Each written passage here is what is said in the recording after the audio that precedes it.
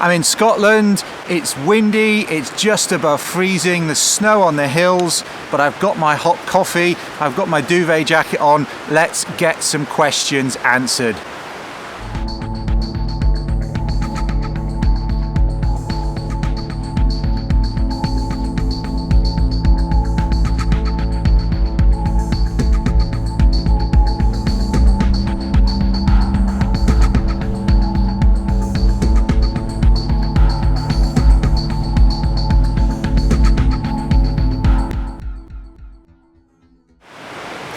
Welcome to episode 42 of Ask Paul Kirtley. As I say, I'm in Scotland. I've been out for a hike today. It's towards the end of the day. It's getting dark. It looks a bit brighter on the screen here, but it is getting dark. We may get a flurry of snow even. There's snow on the hills. It's pretty windy today, pretty breezy, so I've dropped down here into the woods. I've tucked myself down with a bank behind me. It's quite sheltered here. I hope there's not too much wind noise directly on the microphone. You'll certainly hear some wind noise in the trees above, and for those of you that are listening on the podcast rather than watching on a video, I'm surrounded by larch on one side looking nice and golden, and behind me there's a lot of Scots pine. It's a nice piece of woodland. There's a nice stream just over to my right there, which is running, and some of the noise in the background is probably the stream running as well, coming down out of the Cairngorm Mountains. But as I say, I've tucked myself in here. It's relatively sheltered. I should stay warm enough at least for the duration of this, but I am going to crack on because it's getting dark. It's getting dark very early now at this time of year, and it is overcast today, and it's looking like it might even snow or rain. As I say, the temperature's just above freezing today. It's about 4 degrees, I think, where I am here, less a little bit higher up. So yes, anyway, let's have a look at what we've got. We've got back to a mixture today. We've had a few more thematic sessions in recent Ask Paul Kirtleys, and I may well do that again if people have the appetite for it. But we're back to answering some general questions that have come in, and we'll go from there. Some of them are no doubt very relevant to where I am at the moment, and some of them are probably a little wider relevance than this specific environment. But let's have a look at the first one. This is about natural compounds and drugs tests, and this is from Ben. And Ben asks, hi Paul, I'm in the Royal Marines. Being in the military, we are subject to random compulsory drugs testing. Having recently had one, they ask about any medicine, prescription or otherwise, that we may take. My question is, I'm interested in foraging and wild foods, among other bushcraft activities. I was wondering if there's anything that you know of that I could eat that might unknowingly make me fail a drugs test. I know things like willow can act as aspirin, etc. Are there things I need to be particularly careful about? Really enjoy watching Ask Paul Kirtley. Cheers, Ben. Well, that's an interesting question. It's not one we've had before, Ben, and you know, some of you might get frustrated that I don't answer your questions, but I will get to them if they've not been asked before, or they maybe have been asked before, so do keep up with the previous episodes. One of the reasons why I did this initially, started the Ask Paul Kirtley, because I got the same questions over and over again, and I wanted to build up a library of answers to those questions so that people could have them there without having to rely on me getting back to them individually. That takes some time, clearly. I'm not in front of email that often, and when I am, I tend to have a somewhat state of overwhelm. But Ben's question is one that I've certainly not had before. It's a very good one, and it's an interesting one. It made me scratch my head a little bit. I mean, there are plenty of psychoactive plants out there in the world, but whether or not the commonly foraged stuff, particularly in the Northern Hemisphere, which is probably where you're talking about, Ben. You're based in the UK, at least when you're on base. I know you'll be posted further afield around the world, and you may be on ships and ending up in fairly random places by most people's standards. But I would say, if you're asking from the perspective of building up your foraging knowledge here, I would say there's nothing in terms of the plants that you need to worry about that are not in some ways, you know, otherwise very toxic. So yes, there may be psychoactive elements to them, but they're going to cause you problems in other ways anyway. There are some fungi which do have some psychoactive elements, and there are clearly the famous magic mushroom psilocybin. There are things like Amanita muscaria as well, which have got a hallucinogenic compound in them. So I think with the fungi you maybe need to be a little bit more careful. But in terms of plants, if you're digging for burdock roots and cattails, and you're collecting berries in the autumn, and you're collecting salad greens in the spring, things like whether it's primroses or wood sorrel or violets or any of those sorts of greenery plants, there's nothing there that's going to cause you any trouble. When you travel further afield, of course, there's cocoa plants, from which cocaine's derived. You've got things like ayahuasca, which is a brew of a vine and other plant compounds, which basically the vine's got DMT in it. Another one has got an inhibitor in it, which allows the DMT to be taken up out of the vine, brewed up. It's quite a famous hallucinogenic brew used by tribes in the Amazon and South American jungles. That's something that's prepared, though. You're not going to get that just from eating a particular plant. So I would say for the common and widespread, well-known northern temperate boreal plants that you're going to be foraging for close to home, Northern Europe, Scandinavia, the berries, the roots, the tubers, the nuts, the ravens going over there enjoying the wind, all of those things, the berries, they're not going to cause you any problems. A few of the fungi you need to be careful about, but they're well documented as being hallucinogenic. Other than that, I can't think of anything off the top of my head that would cause you a particular problem with your works drug test. So hopefully that's useful to you, Ben, and a great question. And if anybody has any additional information to that, I'm always willing to learn. If there is some combination of compounds from commonly foraged plants in the UK or Northern Europe or North America that do somehow raise a red flag in drugs tests, whether it's for professional purposes in terms of military, in terms of being in a position of responsibility, or whether it's sports drugs testing as well, I'd be very interested to hear about those. Rather than people taking things intentionally that are known to be psychoactive and known to be hallucinogenic, that would be very, very interesting if anybody has additional knowledge or can point me in the direction of research papers in that field. All right, thank you. Good question. Off to a good start. Next one. This goes back to a few weeks ago when I was asking for people to send in questions via Instagram video. This is from the Woodsy Welshman, aka Kevin. He's an assistant at Original Outdoors, and he is asking about tips for drying clothes.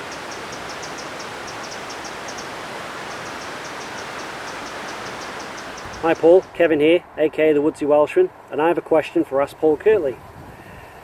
I've just recently returned from assisting on a course with Original Outdoors in North Wales, and during the course there was quite a bit of bad weather. Even though we were under the tree canopy, some of us still got relatively wet, and I know how I like to dry out my clothes when they become slightly wet in front of a campfire. But I was wondering if you have any tricks or tips that you'd like to share with us that you've picked up over the years.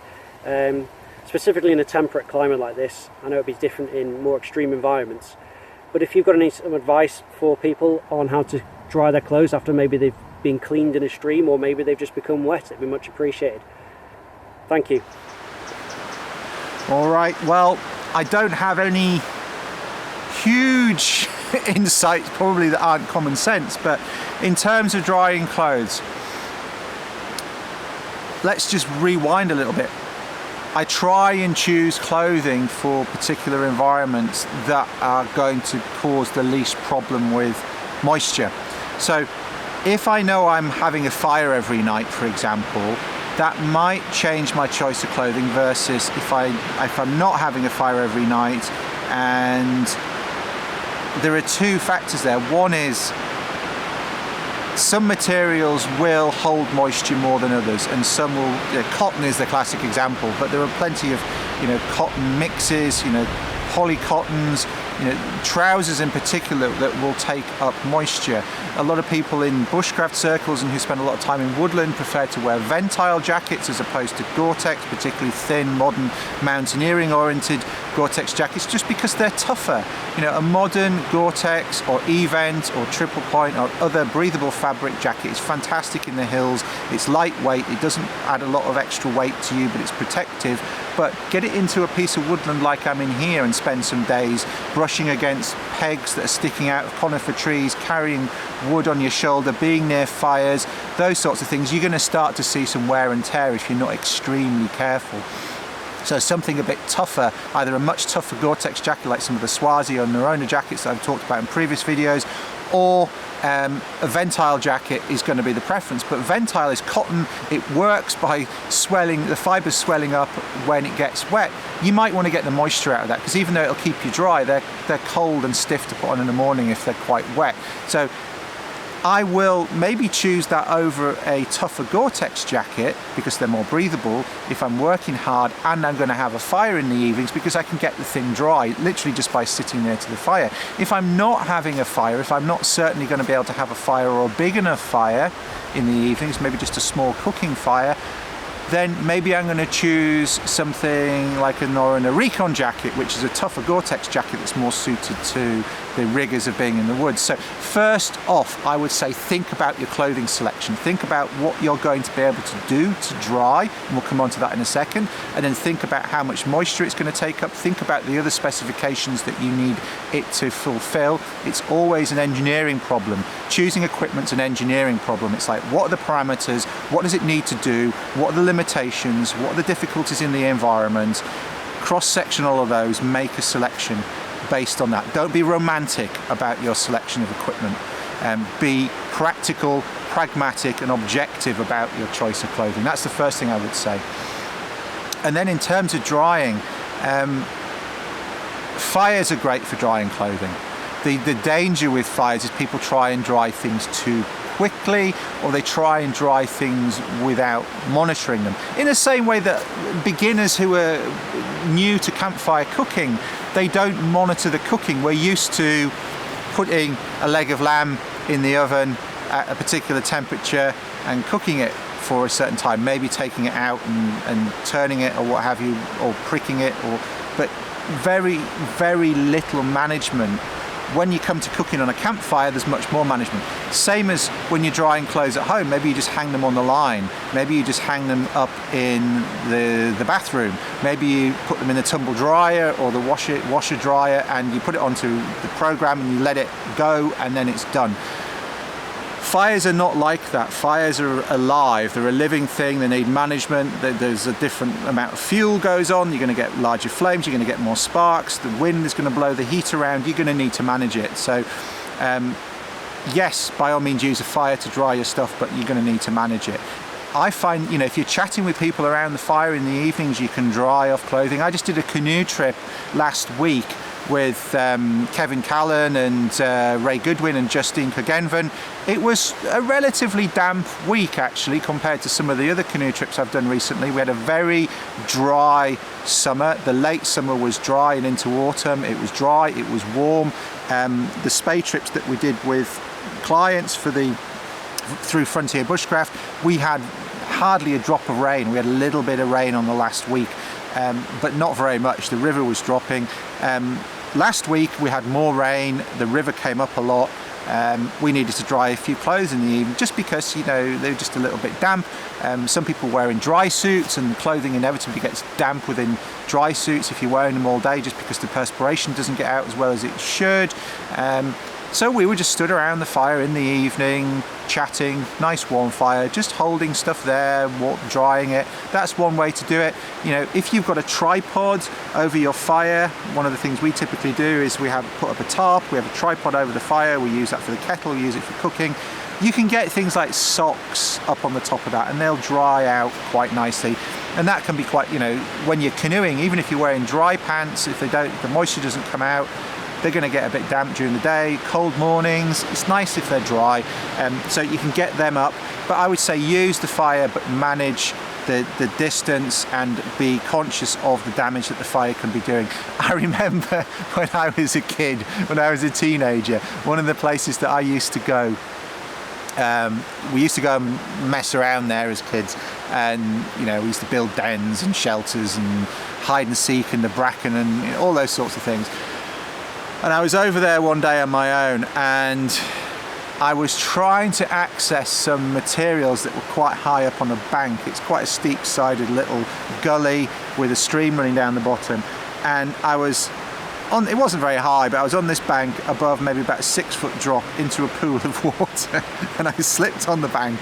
These are the things you do as a kid. Slipped on the bank, went down the drop, went into the pool of water, got my trousers and boots all wet, and I thought, okay, well, I could go home, it's only a few miles home, but let's get these trousers dry, and I'll light a fire. It's a good excuse to light a fire. So I was getting into my fire lighting and whatnot at this point, so I was about 13, 14, reading Lofty Wiseman's Survival Handbook at that point. I was like, right, I'm going to have a fire. So I made a fire, and there were some branches of a tree, I think it was a hawthorn, coming out about 4 foot off the ground, and I laid they were cotton DPM camouflage, British camouflage, were they lightweights? No, they weren't even official trousers. They were a DPM pattern, but they were cheap knockoffs.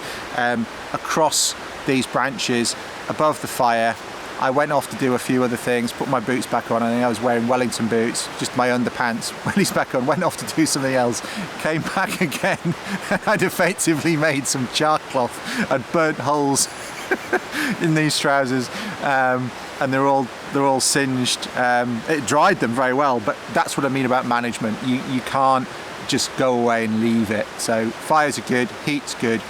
Other than that, there are, you know, some people say, well, put things in sleeping bags. Yeah, you can, but you need to be careful. Things are sopping wet. If you put them in with you in your sleeping bag, either in the sleeping bag with you or between a sleeping bag and a bivvy bag, they're going to make the sleeping bag wet. And under some circumstances, you can tolerate that. That you're within the bounds of the performance of the bag, that even when it's depleted by being a bit wet, and it's better doing it with a synthetic bag than with a down bag, which will clump. You know, a synthetic bag is still not nice to sleep in if it's wet, but if it's not that cold, you'll get away with it. Body warmth will drive off some of the moisture, it'll drive it off from the clothing, it will drive it off from the sleeping bag. But what you don't want to do is put sopping wet clothing in contact with a sleeping bag and then end up with a really wet sleeping bag and being cold, because that's just going to drain your energy as well. So do be careful about that. I do, for example, if I've got slightly damp socks and it's not super cold, I'll just keep them on in the sleeping bag, particularly if it's a time of year when I wouldn't normally be wearing socks because my feet will be warm enough anyway. I know I can get away with pretty much drying my socks in the bag overnight, and they'll be nice in the morning. So I do that. I sometimes put layers in between the sleeping bag and the bivvy bag, again if it's not too cold, but only if they're a little bit damp. It's almost like I'm airing them out rather than drying them out. And then the other factor which comes into this is just manage your perspiration as well, manage your effort. So regulate your temperature, ventilate your clothing, manage your clothing, take layers off before you're working hard, if you're working hard with an axe or walking up a steep hill, so you don't put too much sweat into your clothing, so you don't need to dry it out in the evening as well. So that's a factor. If it's raining, clearly you can't do anything about that, but choosing the right wet weather gear, making sure that you can dry it, you know, it's either plastic and you can shake off the moisture pretty much, it's got a good water repellency, it's got a good water repellent layer on it still, you can shake the moisture off, you can roll it up and it'd be pretty much moisture free. Or if you're wearing something like a Ventile jacket, which is more breathable, it's tougher in the woods, but I would only be doing that if I could dry it out with a fire in the evenings if it gets overly wet. That's the sort of thinking that I will have. So appreciate what you can do, what the limitations of the gear is, and then choose your equipment as a whole. Take a holistic view about the environment, the activities that you're going to be undertaking, and the means that you're going to have to get things dry, the time that you're going to be out, the time of year that it is. Bring all of those together and make your gear selection on that basis, and then use the means that you've got available to you to sort the gear out if necessary. it's getting dark. The screen, got a needle, large needle in the coffee. Yeah, it's getting dark. The screen, the gain is coming up, but it's looking quite dingy here now. Thanks to Kevin for that question. Sorry you weren't the first one to answer via Instagram. Next question. Weirdest encounter at night. And this is from Andreas in Germany, I think, judging by the email address. Hey Paul, what was your weirdest encounter at night in the woods? Being it of animal or human origin. Mine, for example, was a roebuck jumping into the lake right next to me in the middle of the night. Cheers and all the best from Germany. Andres, yes, you are from Germany. Cool. Weirdest encounter at night. Now, some of our encounters at night might be weird for some people, but I kind of get used to them. So all the common things like, you know, foxes calling and badgers making noises and owls, and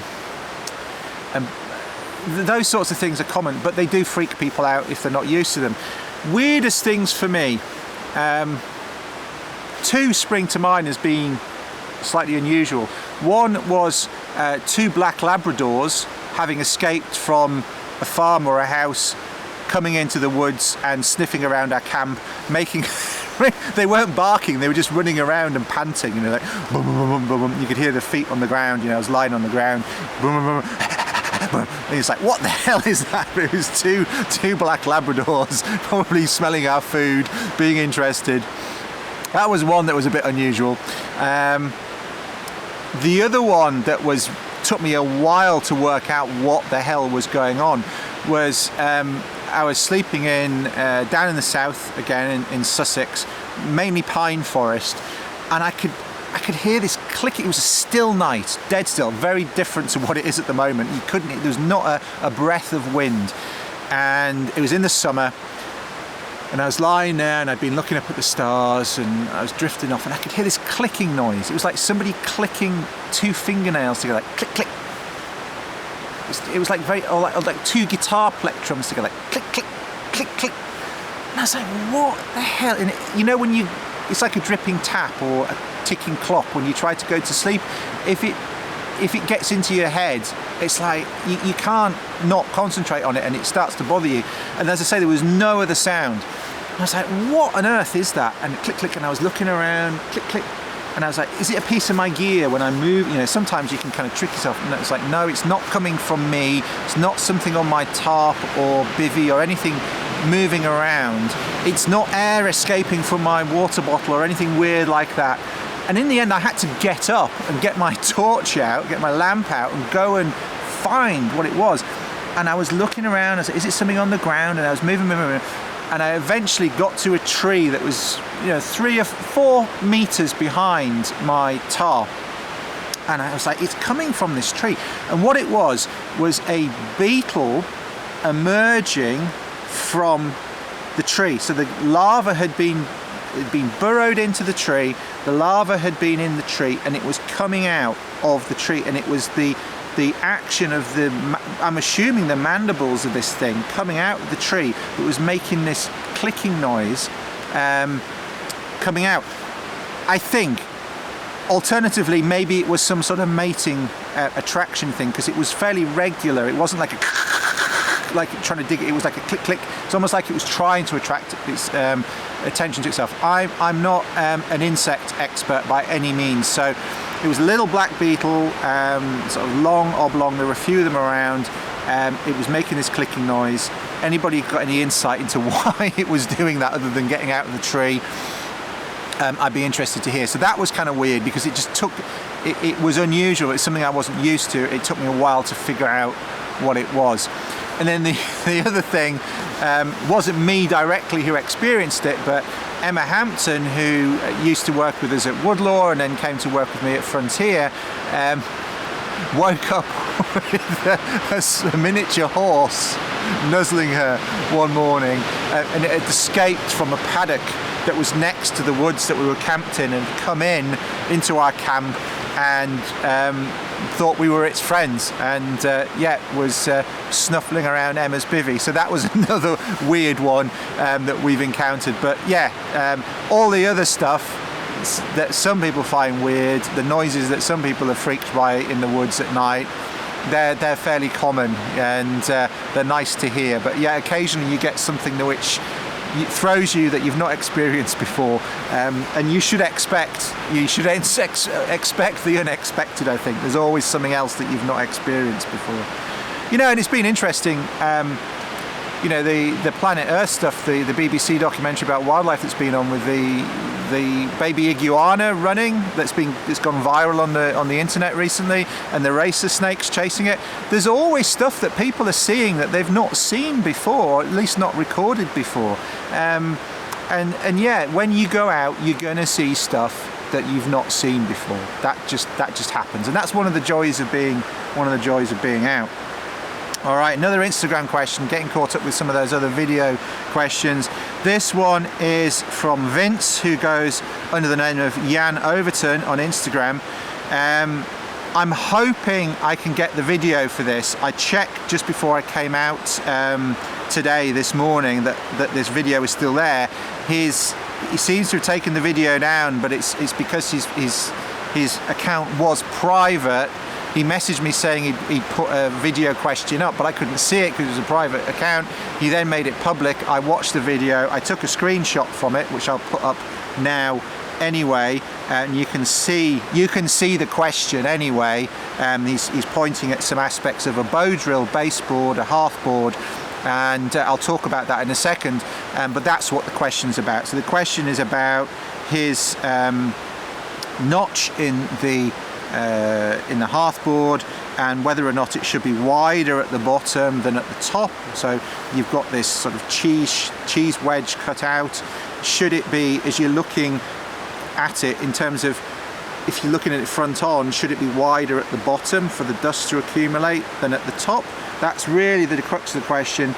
And also, how far should that wedge go into the middle? Because he's wondering if he's doing something wrong, being somewhat inconsistent with it. So to answer those first two questions, it doesn't need to be wider at the bottom than it is at the top, as long as it's wide enough at the top.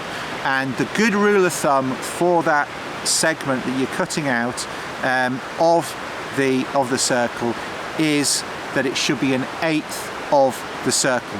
And there's no massive mathematical genius reason why that is. Some people try and make one up. I've got a maths degree. There isn't a genius mathematical reason why it's 1/8 of that circle. The reason why it's 45 degrees, you've got 360, quarters would be 90, eighths is 45. It doesn't matter if it's 43 or 48. It's not critical. What's critical, and this is why 1/8 is a good rule of thumb, what's critical is that there is enough space to accumulate enough dust to generate an ember, to consolidate an ember.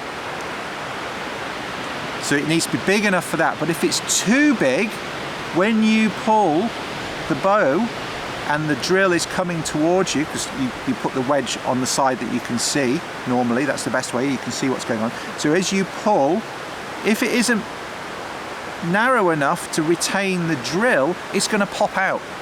So it needs to be wide enough to collect enough dust, but not so wide that it pops out. So 1/8 is a good rule of thumb for that. That does that job well. So as long as it's that wide at the top, it doesn't need to be any wider at the bottom.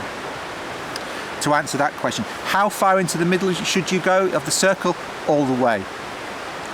All the way. But I think the issue with at least the set that you showed in your video, and as I say, the screenshots, I'll put them up again here now, giving myself more work to do in the editing, but it's worth you having a look. The second photo here, where Jan's turned it over a little bit more, you can see that baseboard is not very thick. It's not very deep, and I think that's the primary issue there. You can see how dark it is, because I'm getting glow from my phone now, even though the camera's trying to compensate, but it is getting dark, so I'll crack on. So I don't think the baseboard is thick enough in that particular example that you showed. It should be the depth of the baseboard, again, rule of thumb, but it's a good one. the baseboard should be as deep as the diameter of your drill. So if the diameter of your drill is, say, 2 centimeters, the depth of your baseboard should be 2 centimeters. Doesn't want to be too much, because by the time the dust has dropped, it's going to be too cool. It doesn't want to be too thin, because you don't accumulate enough before you drill through the thing. And I think that's possibly the issue with your baseboard, particularly if you're trying to use it more than once in the same hole that you've drilled. So hopefully that helps, Jan, and thanks for the question. Next one, before it's I'm going to have to turn the infrared on this camera soon. Organising a camp for an overnight stop, sorry. This is from Gustav, and his question is, he says, hello, many thanks for sharing your knowledge in such a generous manner. Much appreciated. Well, you're very welcome, Gustav. I'm glad that you enjoy the shows. Gustav's question is, how do you prefer to organise your camp for an overnight stop? What goes where and what's your reasoning? And he says, next time you're in Sweden, try some sea kayaking in the Stockholm archipelago. I'll be happy to guide or advice on good areas. Best regards, Gustav back. Okay, Gustav, that's quite an open-ended question. So, in terms of my personal gear, I like to keep everything as close to me as possible. So if I'm out with, if you go to my blog, you will find I've done an article on a sort of standard kit that I will take to British woodland, and it serves me well, particularly when I'm working on courses, when I'm living out in the woods, which I do for weeks on end in the summer. That's just my baseline. Yes, I might modify it here or there, warm a sleeping bag in the autumn or the early spring, or different layers sometimes, you know, but that's, you know, if you replicated that, and I'm not saying you should, but if you did, that would be a good baseline. What I want with that kit, really, most of it's just going to be my personal bivvy kit. I'm going to have a tarp, I'm going to have stuff hung up under my tarp, I'm going to have bivvy bag, sleeping mat, my rucksack will go under the tarp, and I'm going to have my wash kit there, you know, spare clothes such as they are. It's not going to be much, spare pair of socks, spare pair of underpants, and maybe a spare warm layer in the rucksack, in the dry liner just left there. Things like the cooking pot are going to be out. I'm going to be using those. I will have my fire somewhere, and I will tend to keep my mug, my cooking pot, those bits and pieces with the fire until I tidy up and leave. So I don't like spreading stuff out. I like to put things in the same place in the rucksack, and then when I put things up, so another article that I'll link to is how to get organised under a tarp. I think that's on the Frontier blog that I wrote quite a few years ago, using a hanging line, hanging stuff up. I'll link to that here in the video. I'll link to it in the show notes. That should give you some idea of how I organise my tarp, but I don't have a lot of stuff with me to start off with. Now, if we get into the context of doing canoe trips, or ski touring, or winter, you know, snowshoeing, it's like, how long's a piece of string? You know, it's like, what gear have you got with you? What circumstances are you in? But generally, if I have a general principle, I like to keep everything pretty closed down and together. I don't like stuff spread out. I don't like stuff down on the ground. I like to hang things up or have it in the bag that it belongs in, have things on my person, have things tied onto me if they're on my person, things like fire steel, pocket knife, those sorts of things. I don't have a lot of stuff. So on a canoe trip, I'll often, you know, the times of years and the places I go canoeing, they're going to be biting insects. In the summer, I'll have a tent, or at least a tent inner, and a tarp, and everything's going to be kept in there other than the cooking equipment, which, if it's going to be in bear country, is going to be away. That's going to be put away in barrels or strung up. But it's either going to be a personal sleeping area, or it's going to be a communal, probably a fire-based site where the rest of the kit is, and nothing else is anywhere else other than those places. Even if I put up a washing line, I'll try and put, you know, to dry off equipment. So we've had a wet day and then you've got a sunny day, I'll try and put things either close to where the communal area is or close to where my personal area is. I don't extend and have to then have an ad hoc system for remembering where everything is. I like to be able to visually check that I've got everything. So what we sometimes call a paranoia check, at the end of a camp. You can look around your communal area, you can look around your personal area, and they're the only places that any of your gear has been, and if it's not there, it's in your bags. And then of course, when you're packing your stuff, if you always have a place for everything and everything in its place, then you also notice if something's missing. So those two systems, if you apply those general principles, have a place for everything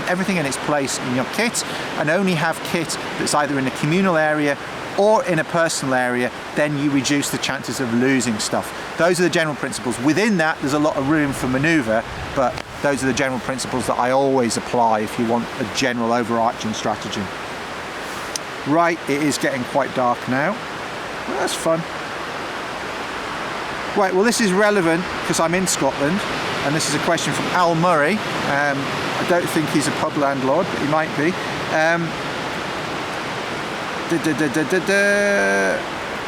Have you ever crossed paths with any predators on your travels, and if so, how did you deal with the situation? Second is, I heard some time ago about wolves possibly being reintroduced into Scotland. Do you know if this is still on the cards, and what are your views on it? Love the blog and vids. Cheers, Al. Predators, yeah, lots of predators. Predators in Canada, predators in Africa. Tracks of predators more than actually seeing them in Scandinavia. Wolf, bear, lynx in different parts of the world. In Africa, everything from sort of scavengers like jackals through to, you've got caracals, leopards, lions. I've camped in places where those have been. And the way you deal with those situations is there isn't really a situation. You're just in an environment where those creatures are living, and you manage the situation in terms of your camp and how you conduct yourself according to the environment that you're in. It's just part of the risk factors, if you like, part of the assessment of the environment. So I can't generalize more than that. I haven't had a bad encounter with predatory animals. I've never been anywhere where there are polar bears. That's a different situation, I understand that. But in terms of brown bears or black bears, I've not had a bad encounter. And so I haven't had to deal with that situation in that way. But there's 2 points there. One is that means it still doesn't mean I'm complacent. Some people, it's like people don't wear their seatbelt because they've never had an accident in their car. That's not a rational decision. So you still, even if you've not had a problem, you're still careful. And because I think because we are careful when we do trips with food around camp, getting food on our clothes, where we wash up, where we put toiletries and all those sorts of things at night, you reduce the chances. So it's that's how I deal with the situation, is taking the necessary precautions and being careful. Not being paranoid, but being careful. Just in the same way as, if you're climbing, you check that your knots, you check your buddy's knots. If you're paddling, you check your friend's PFD, buoyancy aid is clipped up properly. You look after each other, you just take the necessary precautions to minimise the chances of a problem. And it's the same in areas where there are predators. I think in the UK in particular we get quite het up about these things because we don't have any big predators. We don't even have any big mammals like elk, which can cause problems in places, or buffalo that can cause problems in places. We've got nothing. The biggest animal that we've got is red deer, and they can be a bit grumpy and stand their ground at the time of the rut, but you don't hear about many people being injured by deer, certainly not just general members of the public. It tends to be more people who are managing deer, looking after deer in deer parks. Richmond Park, in London, for example, you hear about the keepers or the deer management people sometimes being injured in managing the deer and looking after them, but generally no, we don't have a problem, and therefore it's kind of an unknown to us, and it's a worry. They are so far down your list. Wolves, yes, there is the odd occasional bad wolf encounter that people have, but it is so rare. wolves do much more badly due to people than people do due to wolves. Bear encounters, yes, there are some cases of people being mauled by bears, and there was that one on that went around Facebook recently where the guy had walked out, his ear was torn off, he had lacerations on his arm. But those are unusual, which is why they get talked about. Many more people get injured in car accidents every day, and yes, okay, there are more people travelling by car on roads than there are in bear country. But still, if you look at the overall risk of making a trip somewhere, bears and wolves and other animals are a long way down your list of concerns. If you look at how people die in the outdoors, accidents around motorised transportation, whether it be vehicles, 4x4s or snow machines or any of that type of thing, drowning, whether it's through trying to cross water or travelling on water, they're much bigger concerns. People who climb and go into the mountains, getting lost, disoriented, hypothermia, falling off things, dying through falling from height, avalanche, all of those things are bigger concerns to the outdoor community than predators generally. So I'm careful, but I don't get paranoid about it. In terms of rewilding, it would be fantastic if Scotland, particularly this part of Scotland where there is some of the last remaining original Caledonian pine forest, just a bit further down from where I am now, it would be fantastic if it was reforested. We had native more pine martens and capercaillie, and it was more like the north of Sweden, for example, and then you could have moose and elk, you might have wolves and bears. That would be fantastic, but it's never going to happen, unfortunately, not in a widespread sense. You might have fenced in enclosures. There are already wolves in the Highlands. They're at the Highland Wildlife Park down the road from here, between Newton Moor and Kingussy. There are already wolves here. There's Arctic fox there. There's all sorts there, but they're not wild. And I think the problem you would have is there's just too many people. There's too many roads. That would be bad for wildlife as well as people. It's just such an intractable problem. We're largely an agricultural society still. There's a lot of farms, there's sheep, there's cattle, there's small holdings. You put lynx out, and again, I think they're absolutely fantastic animals, but people are going to be looking for the first instance that a lynx takes somebody's chicken or pet cat or pet poodle, and they're going to demonise it, just in the same way as when sea eagles have been reintroduced or whatever it is, that they get demonised because they're taking something from a human. And I think there are just too many people.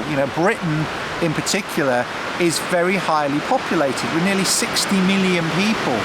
60 million people in a small amount of land, and to try and reintroduce those big predators here is going to be problematic. I would love to see it, and I would have no problem camping in these woods if there were wolves around. I really wouldn't. But is it going to happen in my lifetime? Probably not. Unfortunately, as I say, maybe within large enclosures, areas that are owned and managed by a single entity, but otherwise, I actually need to get some rewilding people on my podcast to have a more in-depth conversation about what people realistically think is possible. But that's my view. Even in places in Scandinavia, where there's animal husbandry in terms of reindeer herders, there's an uneasy relationship between lynx, wolverine, wolves, not so much bears because they're not active in the winter, but certainly wolverine, lynx, and wolves. The people are, there's an uneasy relationship between them, which is a shame, but it's just, and that's in a big area of forest. I'm going to turn the infrared torch on this now, if I can remember how to do it, because it's getting very dingy. There we go. If you're listening by podcast, nothing will have changed. If you're listening on, if you're watching on video, the screen will have changed there. The torch is up there. It's been obscured by the... So I put a big muffler on the microphone, but now it's getting in the way of the torch. Right. Carcinogenic campfires. Question via Twitter from Sick Tommy T Virus, I think. I'll just call you Tommy. All right, Tommy. He says, just had 3 days eating and living off a campfire. Have you any concerns about the carcinogenic properties of wood smoke? In short, yes, I have. If you've ever spent any time, anyone who's ever spent any time in camp with me will know that I get quite irritated with people putting wet and green wood on the fire, because you then get incomplete combustion, you get a lot of smoke, and that smoke's not good for you. Wet bark on the outside of logs, you get a lot of smoke from. I don't like that. I like clean burning fire, and the most enclosed space I like to be in with a fire is either under a tarp or under a parachute, and even then, if it's too smoky in there, I'll just stand outside. I have to be careful because I'm exposed to it quite a lot. I'm teaching, we have sessions under parachutes, people that are inexperienced with fire put the wrong wood in terms of it being damp, because it's off the ground, it's not seasoned properly, they've taken something that's a bit green, that then causes a lot of smoke. It's not good for me, it's not good for them, so I'm very keen to try and encourage people not to do that. Equally, when you're cooking on a fire, just the same way as you don't want to be breathing in, smoke from over hot oils at home, you don't want to be breathing it in outside as well. People have a bit of an insistency on burning stuff in fire. As soon as you've got a fire, people chuck all manner of rubbish in the fire as well, and I think that's probably in some ways a bigger concern. If people are putting petrochemical based products, plastics, polythene, that type of thing, cellophane on fires, that puts up some really nasty noxious fumes.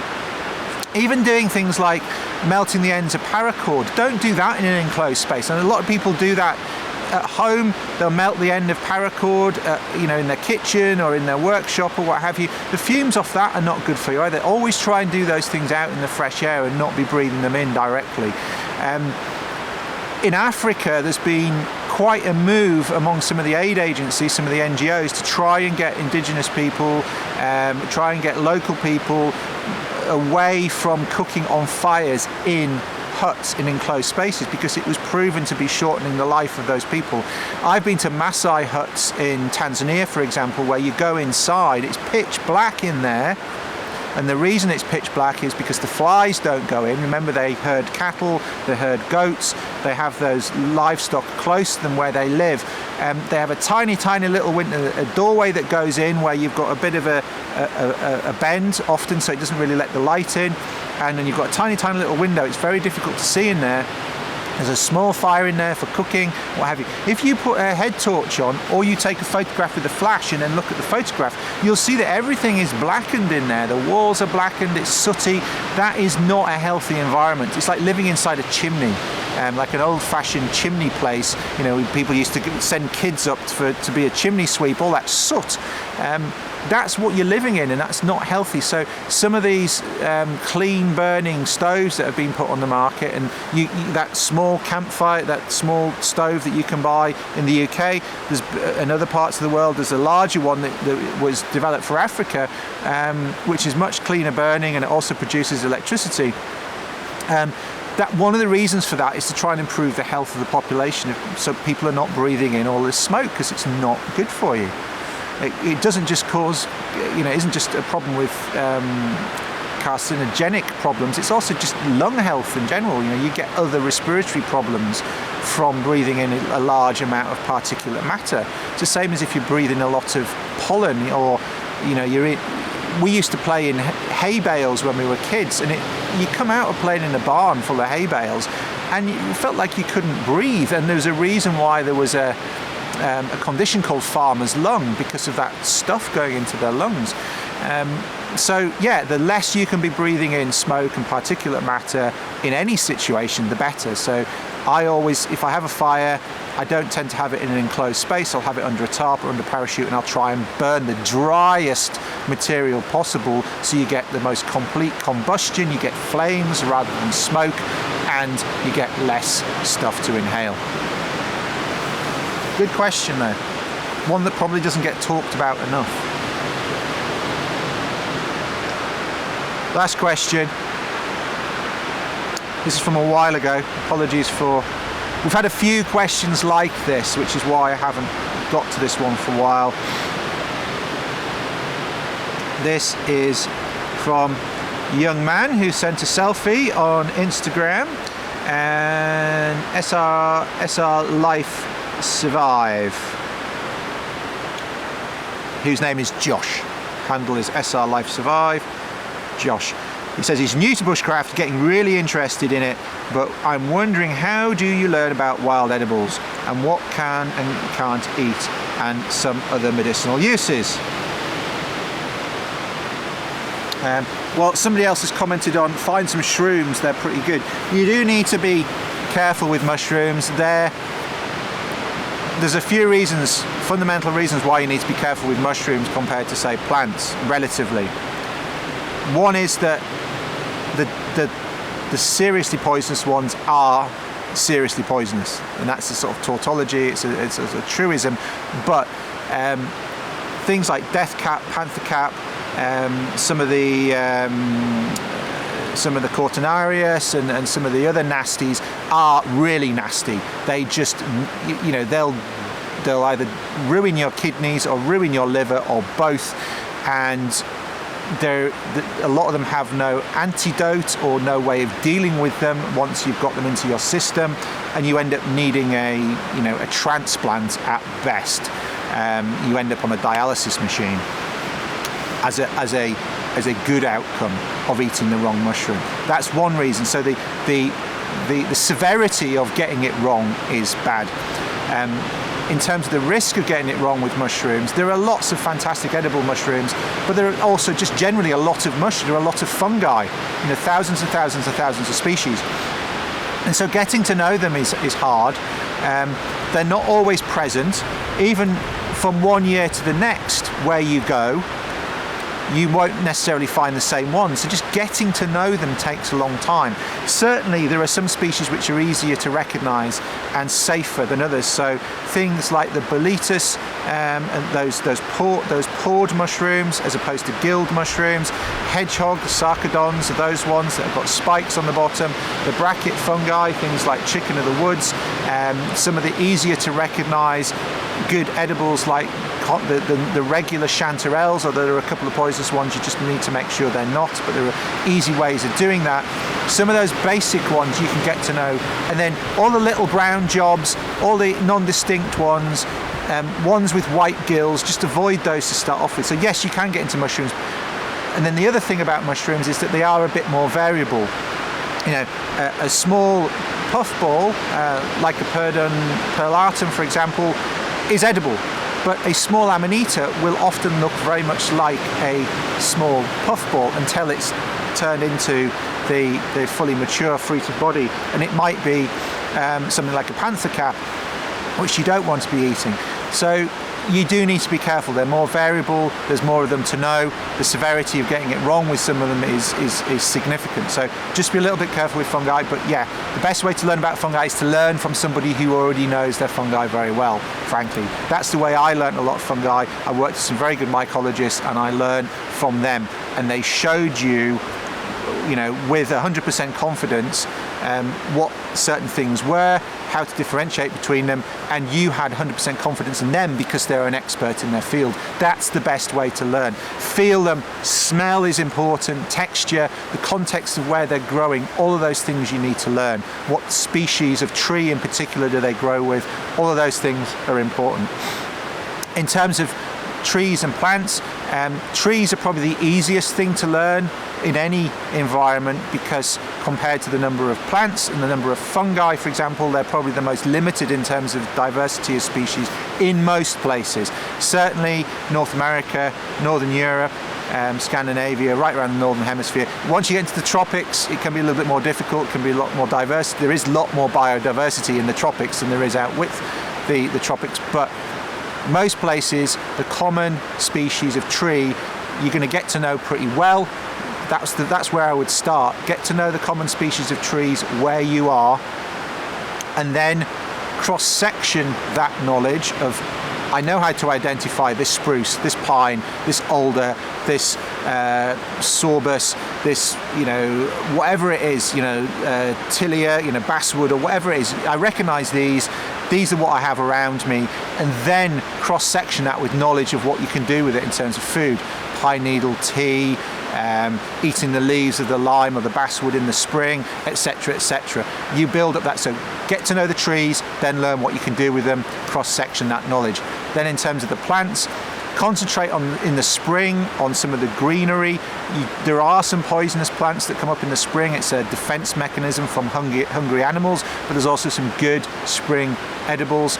So concentrate on some of the greenery in the spring, and concentrate on the berries and the nuts in the autumn. They're going to give you lots of good flavors. They're relatively easy to differentiate between as well once you start looking at the detail, and you've got the rest of the plant. And if those berries are on a tree or a shrub, assuming you've learned the trees and the shrubs to start off with, then you're going to have all of those. You know what the leaf looks like, you know what the shoot looks like, you know what the bark looks like, and then the berry is going to be relatively easy to identify because it's going to be quite distinct in and of itself. And then also you're going to have the rest of the tree or shrub ID features to help you nail that down as well. That's where I would start. The hardest is probably underground storage organs, because you need to learn so roots and tubers and corms, rhizomes of plants. You need to be able to identify the aerial part, the above ground or the above water part of the plant, to be able to positively identify the roots. That's worthwhile in the long run because you're going to get a lot of starch, carbohydrate energy from those underground storage organs, but it takes a little bit longer. You can't just go digging the ground up and pulling out roots, because you're going to get poisonous species growing right next to edible species. So you have to be careful. To get you started, I've got a few articles on my blog, the 5 survival foods that every forager should know, 5 survival plants. I'll link to that here and in the show notes, and there's a few other things that will help get you started that I'll link in the show notes as well. So go across to paulkirtley.co.uk. I'll put some useful links in there for things that are common and widespread and useful, so that you can start to get to know those and anybody else that's interested in that, and then you can go from there. And if you're really interested in learning about tree and plant identification, whether it's for food use, whether it's for fire lighting, whether it's for other utility use like making cordage, etc., etc., all the bushcraft and survival uses, I do run an online tree and plant identification course which opens every January. It's a 12-module course, 12-month course. Over the course of a year, there are live sessions with me as well over the internet. There's lots of work for you to do in your locality. That will be coming out again in January, so keep an eye out for that. The best way to find out about that when it's available, because it only opens once a year, the best way to find out about that is to get onto my mailing list, my email distribution at paulkirtley.co.uk. It's not a sales distribution by any means. Basically, it's 99% me just sending emails about articles and other elements of my blog, making sure you're aware of them, putting some of it into context, extra information, occasional contest or competition or offer in that sense, but it's just information flow. It's just so that you get that, and then when that course comes available, I'll send a quick email out, and then if you want to learn more, you can then you basically sign up for more information. You won't hear anything more about it. You'll hear about it once a year, and that's it, unless you want to hear more, in which case I'll send you the stuff. So I'm certainly not a spammy person. I just want to put as much information out there as possible. But if you're interested in tree and plant ID, that's something you probably want to have a look at. Good question. As with a lot of bushcraft and survival skills, it starts with being able to identify, whether it's finding food or finding firelighting materials or whatever it is, you cannot make the most of your bushcraft skills until you can identify the resources. And most of the resources that we're going to be using week in, week out are going to be trees and plants and fungi.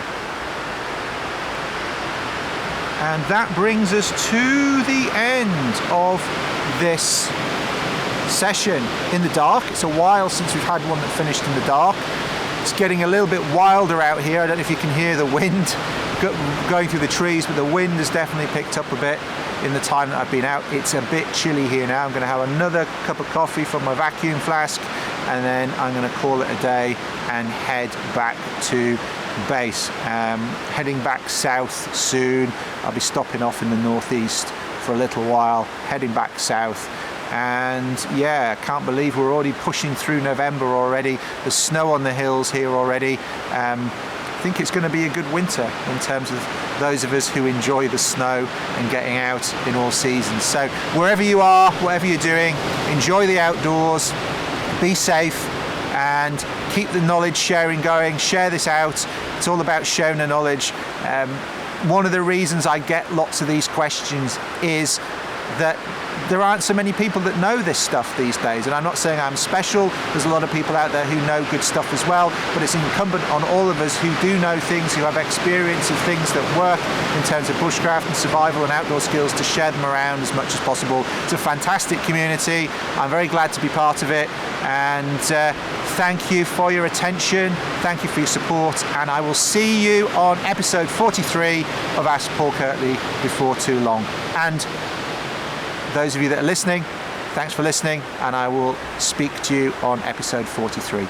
Take care, cheers, bye bye.